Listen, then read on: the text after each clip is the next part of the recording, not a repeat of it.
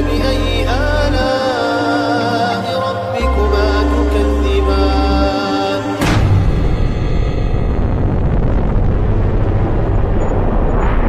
Kita tahu bahwa Ramadan ini terbagi menjadi 3. Ada 10 awal,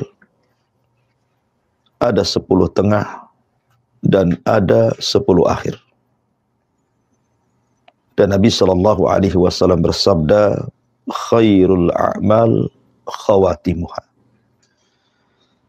Sebaik-baik amal itu ditentukan akhirnya. Begitu juga Ramadan. Yang menentukan berhasilnya kita di bulan Ramadan itu ditentukan dengan 10 akhir bulan Ramadan. Karena 10 akhir Ramadan terdapat satu kemuliaan. Ada satu malam yang siapapun mendapatkan malam tersebut khairun min alfi syahrin, maka dia akan mendapatkan pahala beribadah satu malam sama dengan orang yang beribadah 84 tahun atau dalam bahasa Quran 1000 bulan. Maka di pagi hari ini kita akan menjelaskan tafsir daripada suratul Qadar. Karena kalau kita bicara tentang malam Lailatul Qadar, maka Al-Quranul Karim sampai menyiapkan satu surat. Dan surat tersebut sampai diberi nama Suratul Qadar. Karena menceritakan tentang malam Lailatul Qadar. Ma'asyiral muslimin yang dimuliakan Allah Azza wa Jalla. Apa yang dimaksud dengan Lailatul Qadar? Apa saja keutamaan-keutamaannya? Bagaimana cara mencarinya? Apakah di sana ada tanda-tanda yang bisa kita lihat sehingga kita tahu malam itu adalah Lailatul Qadar atau bukan Lailatul Qadar? Dan apa konsekuensi orang yang tidak mendapatkan malam Lailatul Qadar itu? Inilah pembahasan yang terangkum dalam suratul Qadar. Ma'asyiral muslimin, para pendengar dan para pemirsa yang dimuliakan Allah Subhanahu wa taala. Allah Subhanahu wa taala berfirman, "Inna anzalnahu fi lailatul qadr." Wa ma adraka ma lailatul qadr. Lailatul qadri khairun min alfi syahrin. Tanazzalul malaikatu warruhu fiha biidzni rabbihim min kulli amr. Salamun hiya hatta matla'il fajr. Allah Subhanahu wa taala mengatakan, inna anzalnahu fi lailatul qadr. Sesungguhnya kami turunkan Al-Qur'an itu di malam Lailatul Qadar. Apa maknanya? Ada sebagian para ulama yang mengatakan bahwa makna kami turunkan Al-Quran di malam Lailatul Qadar ini tentu ada sebuah pertanyaan. Dari mana Al-Quran itu turun dan kemana Al-Quran diturunkan? Karena kalimat inzal turun ini kan harus jelas dari mana dia diturunkan dan kemana dia diturunkan. Maka Al-Quran diturunkan dari sebuah tempat yang sangat-sangat terjaga yang disebut dengan Lauhil Mahfuz. Ketika Allah Subhanahu wa taala menciptakan pena, qalam, maka Allah Subhanahu wa taala mengatakan kepada pena, uktub kulla syai'in ila yaumil qiyamah. Catatlah segala sesuatu sampai kiamat dibangkitkan. Maka mulailah pena mencatat apa yang difirmankan Allah termasuk di dalamnya Al-Quran. Kemudian diletakkan di sebuah papan yang disebut dengan mahfud. Papan itu terjaga. Apa makna terjaga? Terjaga dari para malaikat, di mana malaikat tidak sanggup mengetahui isi daripada Lauhil Mahfuz. Terjaga dari jin, bahkan manusia. 3 makhluk yang berakal ini tidak tahu apa isi daripada Lauhil Mahfuz kecuali Allah Subhanahu wa taala. Artinya malaikat tidak tahu tentang takdir Allah. Begitu juga jin dan juga manusia. Lah ketika Allah Subhanahu wa taala kemudian memerintahkan kolam untuk mencatat dan tintanya sudah selesai habis, maka Allah letakkan lauh itu di atas arasy-Nya. Lah dari Lauhil Mahfuz ini Al-Quran diturunkan. Kemana? Ke Baitul Uzza. Di mana Baitul Uzza itu? Di langit pertama. Artinya tidak sampai ke bumi. Lah saat turunnya Al-Quran 30 juz dari Lauhil Mahfuz, kemudian diletakkan di Baitul Uzza itu, turunnya saat malam Lailatul Qadar. Dari sini Allah mengatakan, Inna anzalnahu fi Lailatul Qadar. Sesungguhnya kami turunkan Al-Quran secara jumlah, secara keseluruhan, dari Lauhil Mahfuz ke Baitul Uzza. Ini satu penafsiran. Penafsiran yang kedua, maksudnya Inna anzalnahu fi Lailatul Qadar ini bicara tentang permulaan turunnya ayat. Makanya kalau Anda membaca mushaf, maka Anda akan mendapati tartib Al-Quran itu sebelum surah Al-Qadar itu adalah suratul Alaq. Jadi secara tartib Quran, suratul Alaq, baru setelahnya suratul Qadar.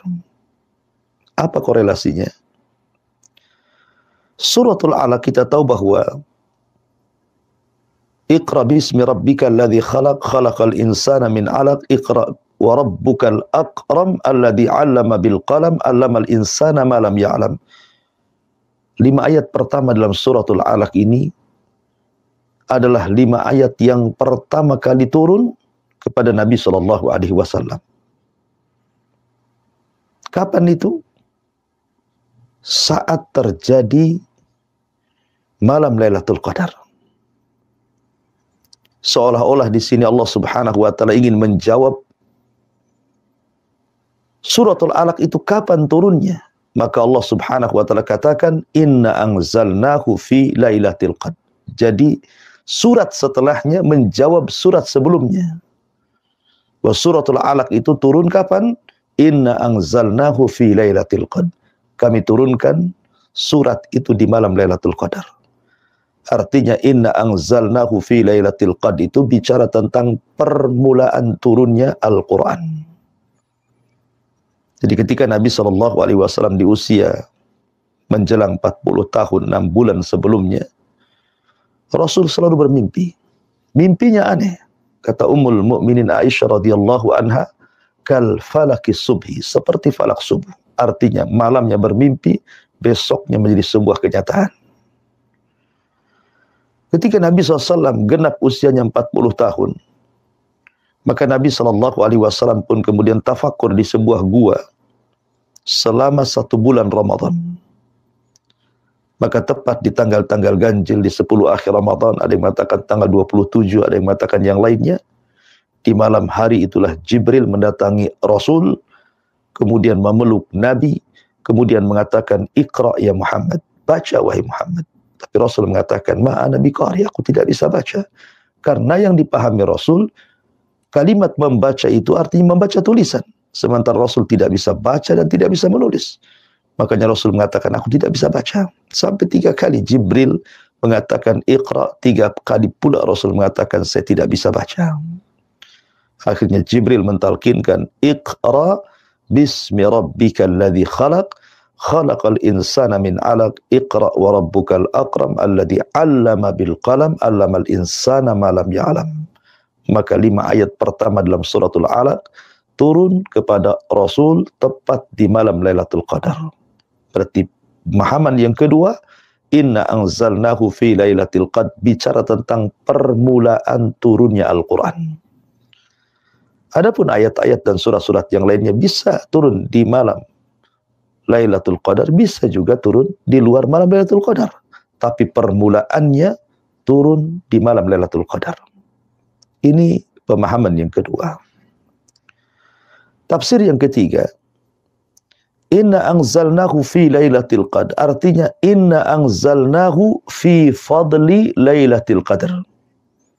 Fi sya'ni lailatul qadar. Sesungguhnya kami turunkan Al-Quran itu karena memuliakan Lailatul Qadar. Jadi Allah Subhanahu wa ta'ala ketika menciptakan makhluk itu pasti ada makhluk-makhluk yang dilebihkan dibandingkan yang lainnya. Ketika Allah menciptakan langit, maka langit ketujuh tentu lebih utama dibandingkan langit yang bawahnya. Ketika Allah Subhanahu wa ta'ala menciptakan makhluk di atas langit, tentu arsy yang lebih utama karena dekat dengan Allah. Ketika Allah Subhanahu wa ta'ala menciptakan para malaikat, tentu Jibril lah malaikat yang paling mulia. Ketika Allah menciptakan para nabi, maka Rasul kita Muhammad SAW adalah nabi terbaik, bahkan Sayyidul Anbiya'i wal Mursalin, pemimpinnya para nabi dan Rasul. Ketika Allah Subhanahu wa ta'ala menciptakan bulan, tentu Ramadan pemimpin bulan-bulan. Lah ketika Allah menciptakan malam, maka Lailatul Qadar dipilih oleh Allah menjadi malam terbaik. Karena dia adalah malam terbaik, maka Allah pilih di malam itulah Al-Quran diturunkan.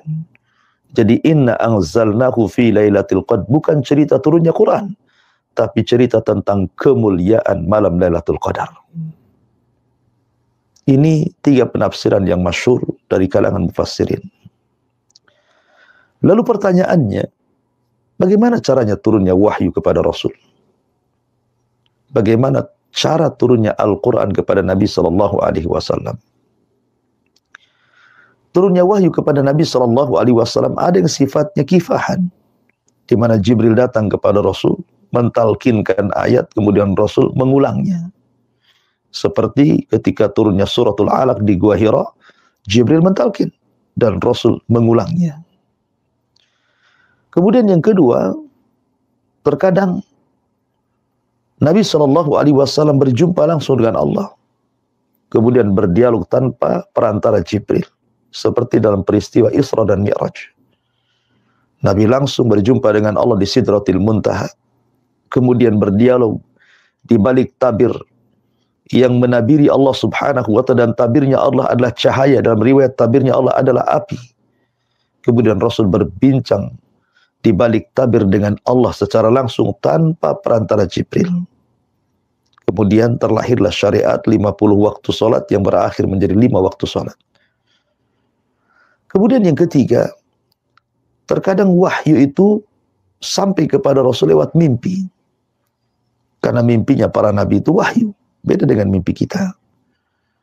Sebagaimana Ibrahim ketika bermimpi menyembelih putranya betul-betul disembelih, maka dia terjaga dari mimpinya, kemudian dia tahu ini perintah Allah, dipanggilnya Ismail dan mengatakan, ya bunai, inni ara fil manami anni adbahuka fangdur madza tara. Wahai anakku, semalam ayahmu bermimpi, ayahmu menyembelih dirimu. Bagaimana pendapatmu? Maka Ismail anak yang cerdas, dia mengatakan, ya abatif al-ma tu'mar satajiduni insyaallahu minas sabirin. Wahai ayahku, kalau ini perintah Allah, lakukan saja, dan engkau akan dapati aku termasuk hamba Allah yang sabar. Artinya mimpi para nabi itu wahyu. Jadi thariqah yang ketiga, turunnya wahyu itu dengan cara mimpi. Kemudian yang keempat, terkadang Jibril datang kepada Nabi SAW dan langsung memasukkan Al-Quran ke dada Nabi. Tiba-tiba Rasul sudah hafal saja. Jadi Jibril datang, meletakkan satu surat yang akan diturunkan atau beberapa ayat yang akan diturunkan langsung ke dada Rasul, dan Rasul sudah bisa menghafalnya. Dan itu paling berat yang dialami Nabi SAW.